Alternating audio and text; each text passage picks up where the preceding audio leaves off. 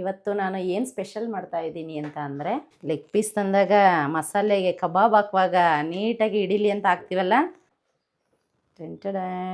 ಮೆಣಸು ಜೀರಿಗೆನ ಹಾಕೋಬೋದು, ಇಲ್ಲ ಅಂತಂದರೆ ಸ್ಕಿಪ್ ಮಾಡ್ಬೋದು. ಬಟ್ ಫುಲ್ ಮಸಾಲೆ ಪೇಸ್ಟ್ ಆಗಿದೆ. ಬೇಗ ಆಗುವಂಥ ರೆಸಿಪಿ ಇದು ಒಂದೇ.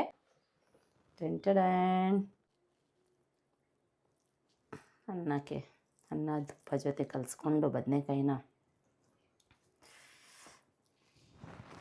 ಕಮೆಂಟ್ ಆಗ್ತಾಯಿದ್ರು, ನಿಮ್ಮ ಯಜಮಾನ್ರು ಎಲ್ಲಿರ್ತಾರೆ. ಮತ್ತು ಅಶ್ವಿನಿ ಚಾನಲಲ್ಲಿ ಒಂದು 4 ಗುಂಟೂರು ಮೆಣಸಿನ್ಕಾಯಿ ಮತ್ತು ಒಂದು 4 ಬ್ಯಾಡಗೆ ಮೆಣಸಿನ್ಕಾಯಿನ ಬಿಸಿನೀರಲ್ಲಿ ನೆನೆಸಿಟ್ಟಿದ್ದೀನಿ.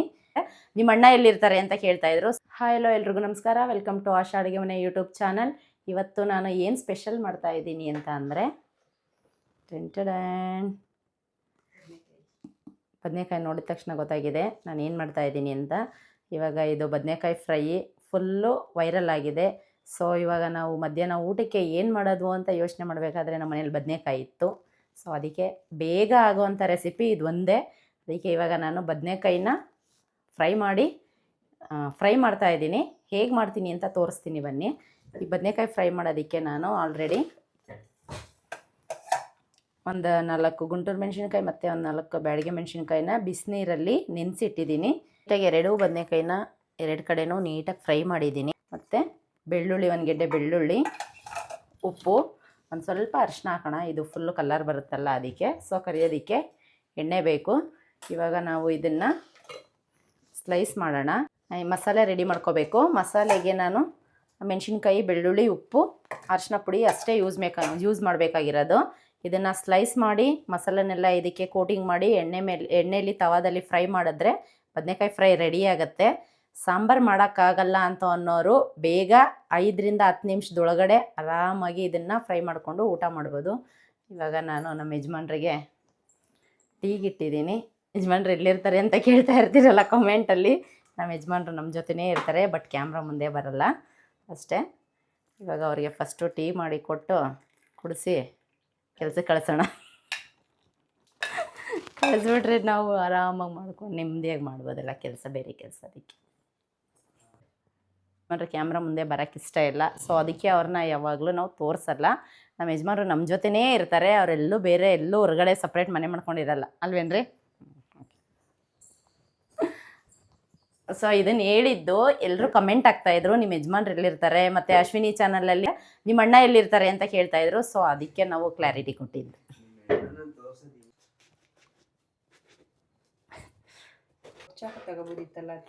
ಅದು ನನಗೆ ಹಿಡ್ಕೊಳಕ್ಕಾಗಲ್ಲ ಅಲ್ಲ ಅಶ್ವಿನಿ. ನನಗೇನಿದ್ರು ಪುಟ್ಪುಟಾಣಿ ಇದೆ, ಅಡುಗೆ ಮನೆ ಸಾಮಾನು ತೋರಿಸ್ತೀನಿ. ಇಂಥವೆಲ್ಲ ತುಂಬ ಪುಟ್ಪುಟಾಣಿ ಸಾಮಾನುಗಳಿಷ್ಟ. ಅಶ್ವಿನಿ ಅಡುಗೆ ಮನೇಲಿ ಆಟ ಆಡೋಕ್ಕಾತಿಗೆ ಇಂಥ ಸಾಮಾನೆಲ್ಲ ತೆಗ್ದು ಇಟ್ಕೊಳ್ಳೋದು ನೀವು ಅಂತ ಕೇಳ್ತಾ ಇದ್ದಿದ್ದು. ಬಟ್ ಇವಾಗ ನಾವು ಅದರಲ್ಲೇ ಅಡುಗೆ ಮಾಡೋದು. ನೋಡಿದೀವಕ್ಕ ನಿಮ್ಮ ಚಾನಲಲ್ಲಿ ನೀವು ಯಾವ್ದ್ರಲ್ಲಿ ಅಡುಗೆ ಮಾಡ್ತೀರಾ ಅಂತ. ಇವಾಗ ಇದನ್ನು ಮಸಾಲೆ ನೀಟಾಗಿ ಹಿಡಿಬೇಕಲ್ಲ. ಸೊ ಅದಕ್ಕೆ ಈ ಥರ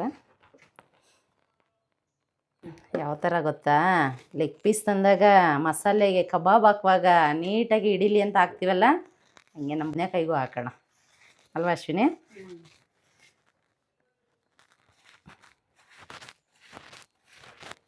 ಜಾಸ್ತಿ ಇವತ್ತು ಬೇಯಿಸೋಂಥ ಅವಶ್ಯಕತೆ ಏನಿರಲ್ಲ. ಡೀಪ್ ಫ್ರೈನು ಕೂಡ ಇದೇ ಬದನೆಕಾಯಲ್ಲಿ ರೌಂಡಾಗಿ ಕಟ್ ಮಾಡಿ ನೀಟಾಗೂ ಕೂಡ ಮಾಡ್ಬೋದು.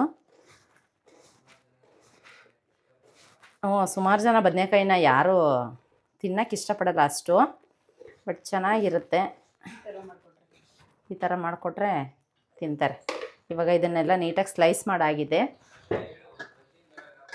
ಮಾಡಿ ನೀಟಾಗೆ ಇಟ್ಟಿದ್ದೀನಿ. ಮಸಾಲೆಗೆ ನಾನು ಮೆಣಸಿನ್ಕಾಯಿನ ನೆನೆಸಿದ್ದೀನಿ. ಒಂದು 4 ಗುಂಟೂರು ಮೆಣಸಿನ್ಕಾಯಿ ಮತ್ತು ಒಂದು 4 ಬ್ಯಾಡಗೆ ಮೆಣಸಿನ್ಕಾಯಿ, ಮತ್ತು 1 ಗೆಡ್ಡೆ ಬೆಳ್ಳುಳ್ಳಿ, ಒಂದು 2 ಸ್ಪೂನು ಧನಿಯಾ, 1 ಸ್ಪೂನು ಜೀರಿಗೆ, ಒಂದು 1/4 ಟೇಬಲ್ ಸ್ಪೂನು ಮೆಣಸು ಜೀರಿಗೆನ ಹಾಕೋಬೋದು, ಇಲ್ಲ ಅಂತಂದರೆ ಸ್ಕಿಪ್ ಮಾಡ್ಬೋದು. ಬಟ್ ನಮ್ಮ ಮನೇಲಿ ನಾವು ಸ್ಪೈಸಿಯಾಗಿ ತಿನ್ನೋದ್ರಿಂದ ನಾವು ಇದರೊಳಗಡೆಗೆ ಮೆಣಸು ಜೀರಿಗೆನ ಆ್ಯಡ್ ಮಾಡ್ಕೊತಾ ಇದ್ದೀವಿ. ಮತ್ತು ರುಚಿಗೆ ತಕ್ಕಷ್ಟು ಉಪ್ಪನ್ನು ಹಾಕ್ಕೊಂಡು ನಾವು ಇದನ್ನು ಒಂದು ಸ್ವಲ್ಪ ಅರಶಿನ ಹಾಕ್ಕೊಂಡು ನೀಟಾಗಿ ಅದನ್ನು ಮಸಾಲೆನ ಪೇಸ್ಟ್ ಮಾಡೋಣ. ಪೇಸ್ಟ್ ಮಾಡಿಕೊಂಡು ನೆಕ್ಸ್ಟ್ ಇದಕ್ಕೆ ಎಲ್ಲ ಕೋಟಿಂಗ್ ಮಾಡೋಣ.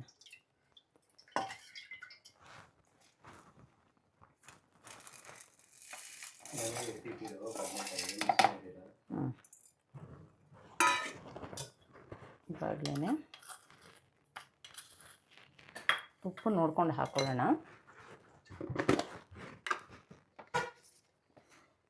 ಸ್ವಲ್ಪ ಅರಿಶಿನ. ನೀಟಾಗಿ ಇದನ್ನು ಪೇಸ್ಟ್ ಮಾಡ್ಕೊಂಡು ಬರುತ್ತೆ. ಫುಲ್ ಮಸಾಲೆ ಪೇಸ್ಟ್ ಆಗಿದೆ. ನೈಸಿಗೆ ಆ ಬೀಜ ಎಲ್ಲ ನೀಟಾಗಿ ಸೌದು ಪೇಸ್ಟ್ ಆಗಿದೆ. ಇವಾಗ ನೀಟಾಗಿ ನಾವು ಈ ಬದನೆಕಾಯಿಗೆ ಸವರೋಣ. ಮೆಣಸು ಜೀರಿಗೆ ಅದು ಘಮ ತುಂಬ ಚೆನ್ನಾಗಿ ಹೊಡಿತಾರೆ, ಫ್ಲೇವರ್.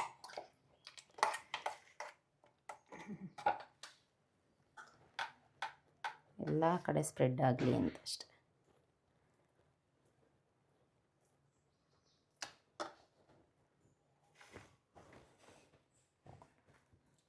ಕೈಯಲ್ಲಿ ಹಿಡ್ಕೊಂಡು ಹಿಂಗೆ ಸ್ವಲ್ಪ ಕೈ ಉರಿಯುತ್ತೆ. ನಮಗೆ ಅದೆಲ್ಲ ಏನಿಲ್ಲ. ಹಿಂದೆ ಮುಂದೆ ಎರಡು ಕಡೆನೂ ಸವರ್ಕೊಂಡು ಅದು ಸ್ವಲ್ಪ ಹಿಡಿಬೇಕು. ತಿಂತಾ ಇದ್ದರೆ ಖಾರ ಗಂಟ್ಲಿಗೆ ಹಂಗೆ ಹೊಡಿಬೇಕು. ಒಬ್ಬೊಬ್ಬರು ಬದನೆಕಾಯಿ ತಿನ್ನಲ್ಲ. ಬದನೆಕಾಯಿ ಅಂತಲ್ಲ, ಒಬ್ಬೊಬ್ಬರು ತರಕಾರಿಗಳನ್ನೇ ಸರಿಗೆ ತಿನ್ನಲ್ಲ. ಮನೆಗಳಲ್ಲಿ ತಿಂತಾರೆ ಬದನೆಕಾಯಿ. ನೀನು ತಿಂತೀಯಲ್ಲ ಅಶ್ವಿನಿ? ಎಲ್ಲ ತರಕಾರಿನೂ ನಮ್ಮ ಮನೇಲಿ ಈ ಥರ ಫ್ರೈ ಅದು ಇದು ಮಾಡಿದ್ರೆ ತಿಂತಾರೆ. ನಮ್ಮ ಯಜಮಾನ್ರು ಫುಲ್ಲು ಉಂಡೆ ಬದನೆಕಾಯಿನ ಉಂಡೆನೇ ಹಾಕುವಂತಾರೆ. ಹ್ಞೂ, ಹೆಂಗೆ ಕಟ್ ಮಾಡಾಕ್ತೀಯ ಅಂತಾರೆ. ನಾನು ಮಕ್ಕಳು ತಿನ್ನಲ್ಲ ಅಲ್ಲ, ಸೊ ಅದಕ್ಕೆ ನೀಟಾಗಿ ಕಟ್ ಮಾಡಿ. ಫಿಶ್ ಥರ ಕಾಣಿಸ್ತಾ ಇದೆಯಲ್ಲ ಅಶ್ವಿನಿ? ಆಲ್ಮೋಸ್ಟ್ ಬಾಳೆಕಾಯಿಯಲ್ಲೂ ಇದೇ ಥರ ಒಂದು ಫ್ರೈ ಮಾಡ್ತಾರೆ.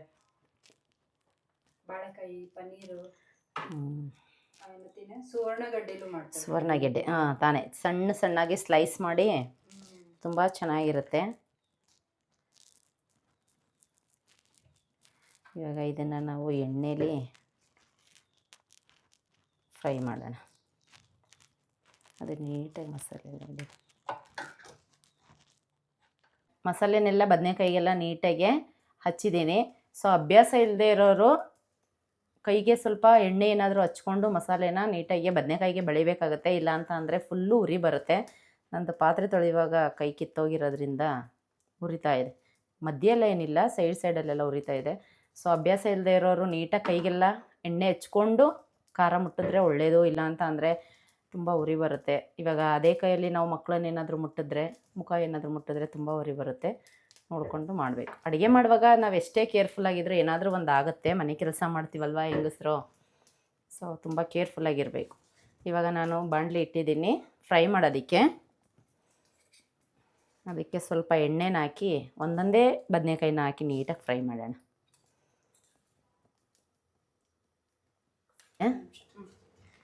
ಎಣ್ಣೆ ಕಾದಿದೆ.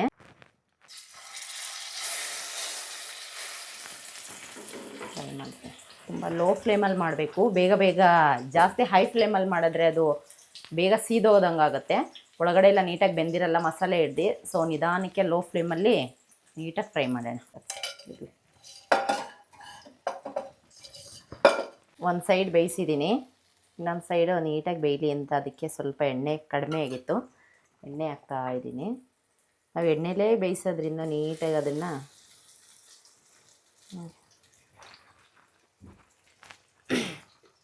ನಾನು ಜಾಸ್ತಿ ಕಟ್ ಮಾಡಿದ್ದೀನಿ. ಸೊ ಅದಕ್ಕೆ ಎಲ್ಲ ನೀಟಾಗಿ ಭಾಗ ಆಗ್ತಾಯಿದೆ. ನೀವು ನೋಡಿಕೊಂಡು ಕಟ್ ಮಾಡಿ. ಅದು ಸ್ಲೈಸ್ ಮಾಡಬೇಕಾದ್ರೆ ಏನಾಗಲ್ಲ, ನೀಟಾಗಿ ಬೆಂದು ಮಸಾಲೆ ಹಿಡಿದ್ರೆ ಕಲ್ಸ್ಕೊಂಡೆಲ್ಲ ತಿನ್ನೋದು. ಬದನೆಕಾಯಿ ಸ್ವಲ್ಪ ಲೇಟಾಗಿ ಬೇಯ್ತಾ ಇದೆ, ಏಕೆಂದರೆ ನಾವು ಲೋ ಫ್ಲೇಮಲ್ಲಿ ಇಟ್ಟಿರೋದ್ರಿಂದ. ನಾನು ಸ್ವಲ್ಪನೇ ಎಣ್ಣೆ ಹಾಕಿದ್ದೆ, ಜಾಸ್ತಿ ಆಗುತ್ತೇನೋ ಅಂತ ಸ್ವಲ್ಪ ಎಣ್ಣೆ ಹಾಕಿದ್ದೀನಿ. ಇವಾಗ ನೀಟಾಗಿ ಫ್ರೈ ಆಗಿದೆ. ಎತ್ತೋಣ. ನೀಟಾಗಿ ಎರಡೂ ಬದನೆಕಾಯಿನ ಎರಡು ಕಡೆನೂ ನೀಟಾಗಿ ಫ್ರೈ ಮಾಡಿದ್ದೀನಿ. ಇವಾಗ ನಾವು ಬಿಸಿ ಬಿಸಿ ಅನ್ನದ ಜೊತೆ ತಿನ್ನೋಣ.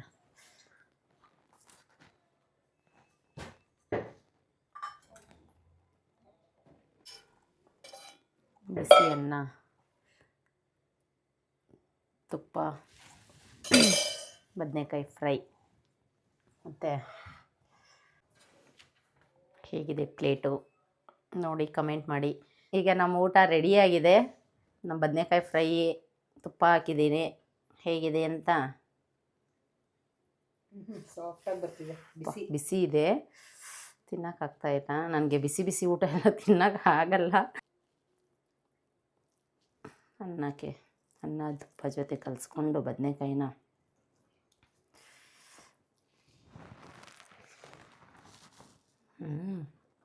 ನಿಜ ಚೆನ್ನಾಗಿದೆ.